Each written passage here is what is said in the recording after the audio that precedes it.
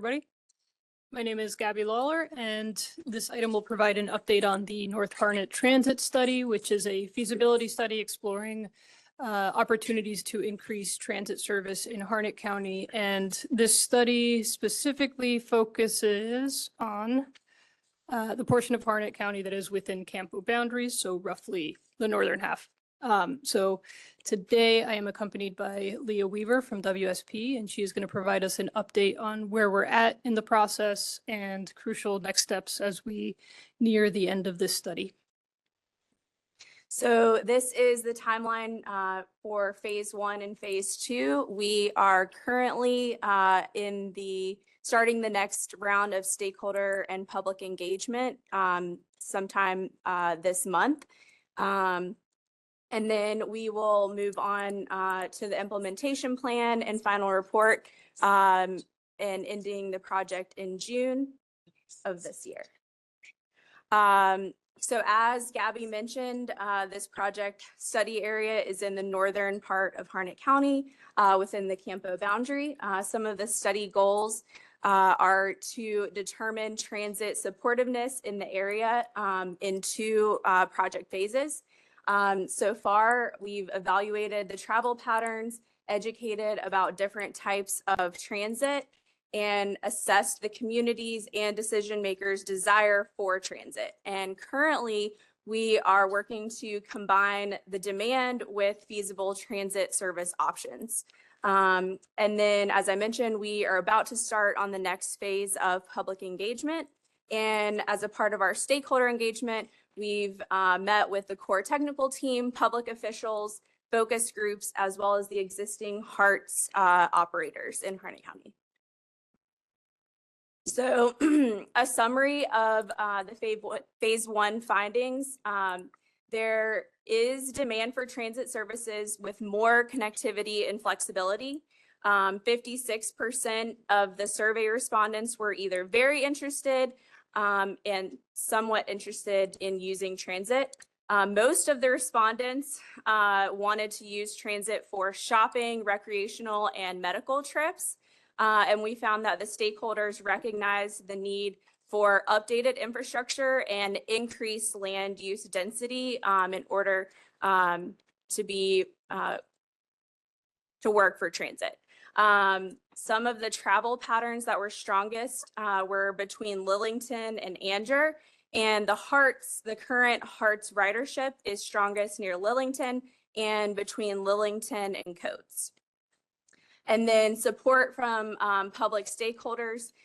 They wanted more enhanced local services and connection to areas locally. So as a part of our service area determination, we looked at which areas had a higher propensity for transit.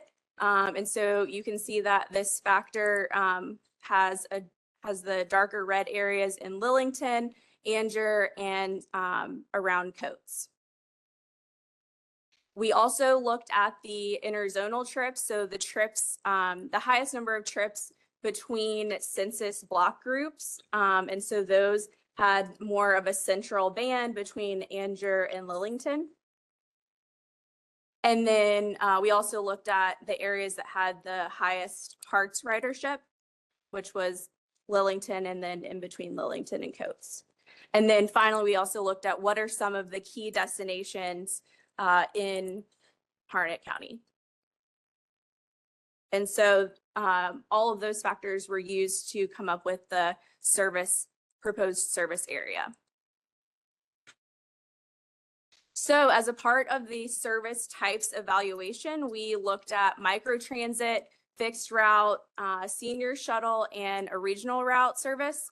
As a part of the microtransit evaluation, we found that it would be more flexible, have multiple service delivery models, and there are recent successes in peer communities. As a part of the evaluation for fixed route, that one would be more reliable and is a more familiar service type, but it needs additional infrastructure improvements. The senior shuttle is a more targeted option with shorter routes and time periods, and it would serve different areas on different days.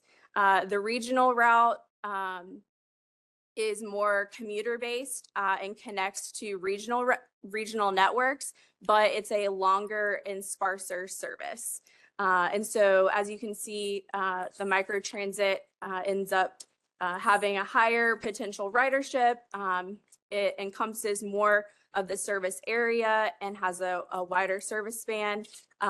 It has more options for frequency and then is more convenient and flexible. And there was also support from the public input.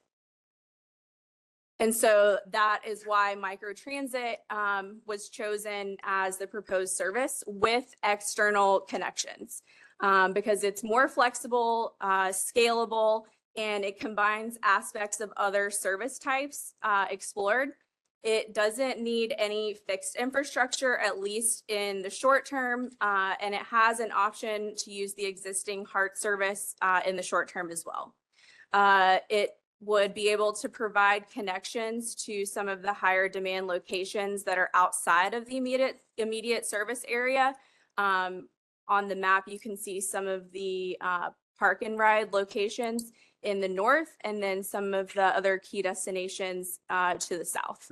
And that would allow for connections to other regional transit services.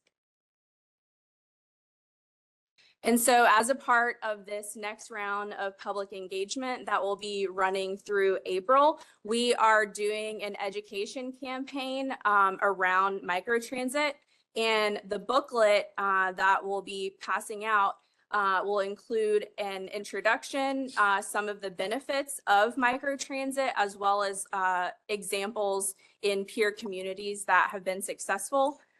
It would explain how different residents could use the service, for example, working populations, students, or older adults. And then it will also have the overall schedule for the study, as well as a schedule for post-study activities.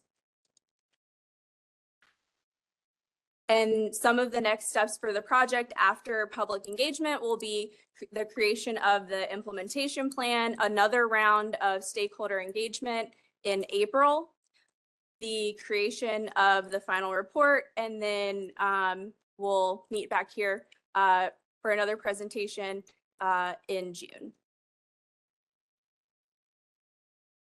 Thank you. If anyone has any more questions on the project, you can reach out to Gabby or Shivang Shalat with WSP.